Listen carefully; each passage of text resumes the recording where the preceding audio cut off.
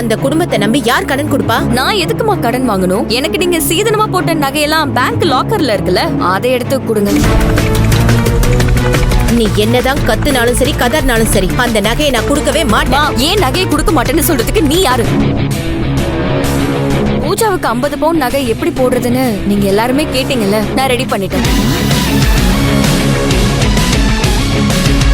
புது வசந்தம் நாளை பகல் 1:30 மணிக்கு உங்கள் சன் டிவியில்.